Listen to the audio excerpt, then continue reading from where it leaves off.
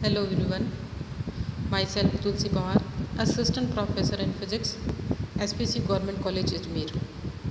हम पढ़ रहे हैं BSc पार्ट थर्ड के भौतिकी के तृतीय पेपर सॉलिड स्टेट फिजिक्स में क्रिस्टल स्ट्रक्चर के अंतर्गत क्रिस्टल स्ट्रक्चर ज्ञात करने की अलग अलग विधियाँ। कल हमने ब्रैग्स मेथड का प्रैक्टिकल मेथड से लैटिस कांस्टेंट ज्ञात करने की विधि का अध्ययन किया और आज हम पढ़ेंगे पाउडर मेथड या डेबाई-शेरर मेथड। डेबाई-शेरर विधि किसी क्रिस्टल का चालक नियतांक या लैटिस कांस्टेंट ज्ञात करने की एक विधि है। दोनों विधियों में डिफरेंस क्या है कि जब हमारा जो क्रिस्टल है वो बहुत ही छोटी मात्रा में हो, उसका साइज बहुत कम हो या वो पाउडर फॉर्म में हो, तो उस स्थिति में डेबाई-शेरर विधि का उपयोग किया जाता है। किसी ठोस पदार्थ का क्रिस्टल नियतांक ज्ञात करने के लिए उसको पीसकर महीन पाउडर बनाकर एक महीन दीवार वाली कांच की नली में भर लिया जाता है और इस प्रकार ठोस के नमूने में क्रिस्टलीय दिक् विन्यास समान रूप से वितरित हो जाते हैं। अब ये जो सैंपल है उसको एक बेलनाकार फोटोग्राफिक प्लेट के केंद्र पर रख देते हैं। ये मेथड आप अपन इस डायग्राम में देखेंगे कि सेंटर के अंदर हमारा सैंपल रखा हुआ है और चारों तरफ एक फोटोग्राफिक फिल्म रखी हुई है। फोटोग्राफिक फिल्म पे डिफ्रैक्शन पैटर्न के अकॉर्डिंग अलग अलग पैटर्न बनते हैं। इस सैंपल को एक बेलनाकार फोटोग्राफिक प्लेट के केंद्र पर रख देते हैं। अब जो सैंपल है उस पर मोनोक्रोमेटिक एक्स रेज का जो है वो इंसिडेंट कराई जाती है। तो जो पाउडर फॉर्म में है हमारा क्रिस्टल, उसके जो सभी अणु हैं जिनके जालक तल एक दूसरे के समांतर हैं और ब्रेग की नियम की पालना करते हैं, तो उनसे डिफ्रैक्शन होता है और वे तल जो हैं एक्स किरणों को अगर वो थीटा कोण पे इंसिडेंट होते हैं तो 2 थीटा कोण पर एक कोण के रूप में विवर्तित हो जाते हैं। अभी हम डायग्राम में देखा इसको। इस प्रकार हमें अलग अलग क्रिस्टल तलों के संगत अलग अलग कोण 2 थीटा पर मिलते हैं, कोण बनते हैं। इस प्रकार विवर्तित एक्स किरणें बेलनाकार फोटोग्राफिक प्लेट पर सकेंद्रीय वृत्तों के रूप में विवर्तन प्रतिरूप देती है। तो एक बार पुनः हम इस डायग्राम को देखें तो सेंटर में हमारा सैंपल रखा हुआ है, इसके चारों तरफ एक बेलनाकार जो है फिल्म है। फिल्म के एक हिस्से में होल किया जाता है जहाँ से incident beam x-ray monochromatic beam incident होती है, सैंपल से टकराती है। अगर वो थीटा एंगल से टकराती है तो 2 थीटा एंगल पे जो डिफ्रैक्शन पैटर्न प्राप्त होता है तो वो अलग अलग प्लेन्स या अलग अलग जालक तलों के लिए एंगल अलग अलग होगा और उसके लिए हमें अलग अलग डिफ्रैक्शन पैटर्न मिलेंगे, ये एक कोण के रूप में होंगे। तो इस फोटोग्राफिक प्लेट पर वो जो कोण है वो एक सर्किल के रूप में अपना प्रभाव स्थापित करेंगे और इस प्रकार फोटोग्राफिक फिल्म पर हमें सकेंद्रीय वृत्त मिलेंगे। यानी इस विवर्तन पैटर्न में जो अलग अलग सकेंद्रीय वृत्त विभिन्न क्रिस्टल तलों के संगत विवर्तित एक्स किरणों के कारण बनते हैं। अभी जो फोटोग्राफ फिल्म है उसकी रेडियस अगर हम आर लें और विवर्तन प्रतिरूप में जो पहला वृत्त मिलेगा उसका व्यास डी लें तो 4 थीटा = d/r, या कह सकते हैं चाप बराबर कोण बराबर चाप बटे त्रिज्या। तो 4 थीटा = d/r। यहाँ पे d जो है उसका व्यास है और r फिल्म की त्रिज्या है। तो थीटा आ जाएगा d/4r। इसको हम रेडियन में व्यक्त करें डिग्री में तो थीटा = d/4r × 180 डिग्री/पाई। तो यहाँ इस फॉर्मूले की सहायता से हम विवर्तन कोण का मान ज्ञात कर सकते हैं और विवर्तन कोण का मान ज्ञात होने पर ब्रेग समीकरण की सहायता से जालक तलों के मध्य अंतराल ज्ञात कर सकते हैं। तो जो ब्रेग इक्वेशन है 2d sin theta = n lambda में n अगर 1 ले तो d हो जाएगा λ/2 sin थीटा और यहाँ से जो d है वो है थीटा है d/πr × 45 डिग्री। तो इस तरीके से हम जालक तलों के मध्य अंतराल ज्ञात होने पर लैटिस कांस्टेंट भी ज्ञात कर सकते हैं। अब हम एक्स किरण विवर्तन प्रतिरूप में ठोसों की संरचना का निर्धारण कैसे किया जाता है। तो एक्स किरण विवर्तन प्रतिरूप से ठोसों की संरचना का निर्धारण करने के लिए हमें विभिन्न क्रिस्टल संरचनाओं के लिए जो मिलर इंडिसेज है HKL अलाउड, उनका वैल्यू पता होनी चाहिए। तो सरल घनीय क्रिस्टल संरचना के लिए HKL के सभी मानों के संगत X किरण विवर्तन संभव है।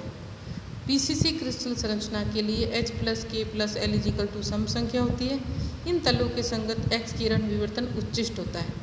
जैसे कि BCC स्ट्रक्चर में लें, H = 1, K 0 और L 0 लें, ये H और K दोनों 1 लें, तो उसके संगत विवर्तन प्रतिरूप उच्चिष्ट नहीं होते हैं। क्यों? क्योंकि 1 + 0 + 0 = 1 विषम संख्या है।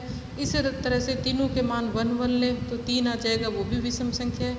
तो इनके लिए BCC स्ट्रक्चर के लिए इन मिलर इंडिसेस के संगत जो प्लेन है उनसे डिफ्रैक्शन पैटर्न नहीं मिलेगा। इसी तरह से FCC स्ट्रक्चर के लिए H, K या L या तो तीनों ही सम होने चाहिए या तीनों ही विषम हो, तभी X किरण विवर्तन उच्चिष्ट आएगा। तो जैसे अगर 111 लें, 222 लें या 200 लें, तो इनके लिए जो है तीनों ही या तो सम है या विषम है, ये विवर्तन देंगे। लेकिन FCC क्रिस्टल में अगर 210 लें तो एक 2 तो सम है और 1 विषम है। इसके संगत X किरण उच्चिष्ट नहीं आएगा क्योंकि इसमें HKL के मान सम या विषम दोनों हैं। तो घनीय संरचना के लिए संभव X किरण विवर्तन उच्चिष्ट के लिए निम्न नियम होंगे। ये नियम हम इस तरीके से याद रख सकते हैं कि क्रिस्टल और उसके लिए अलाउड रिफ्लेक्शंस जो हैं वो सरल घनीय संरचना के लिए H² + K² + L² के सभी मान के लिए होगा।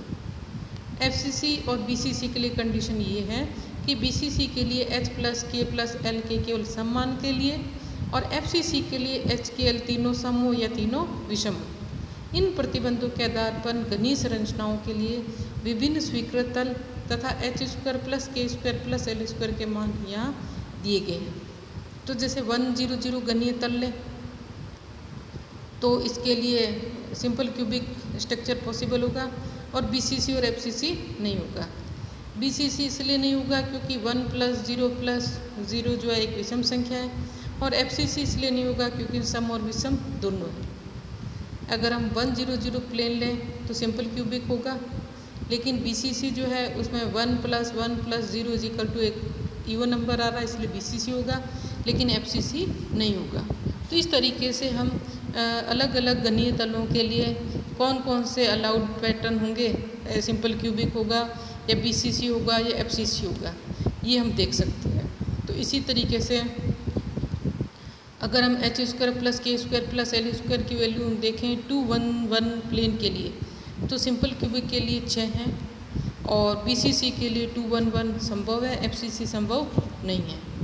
अतः सारणी से हम देख सकते हैं कि विभिन्न घनीय क्रिस्टलों में X किरण विवर्तन अलग अलग तलों से होता है और उन तलों के संगत H² + K² + L² के मान भी अलग अलग होंगे।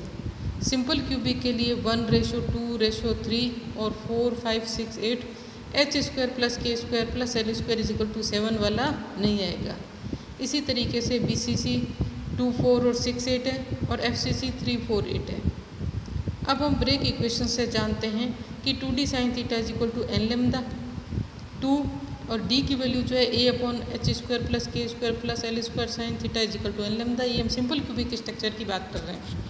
तो इससे अगर हम sin² θ निकालें तो वो आएगा n² λ² H² + K² + L² / 4a², n1 ले लेते हैं। अतः घनीय संरचनाओं के लिए sin² θ भी H² + K² + L² के अनुपात में होता है, यानी sin² θ directly proportional to H² + K² + L²।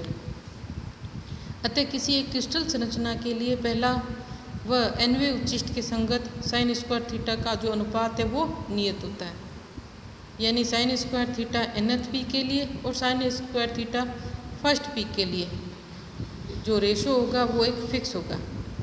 अब हम एक उदाहरण से इस बात को प्रूव करते हैं कि जैसे BCC संरचना के लिए जो पहला उच्चिष्ट है तल है वो है 100 और द्वितीय उच्चिष्ट तल 200 के संगत आता है, इसलिए sin² θ 200 प्लेन और sin² θ 100 प्लेन = 2² + 0² + 0² / 1² + 1² + 0, तो ये आएगा 2।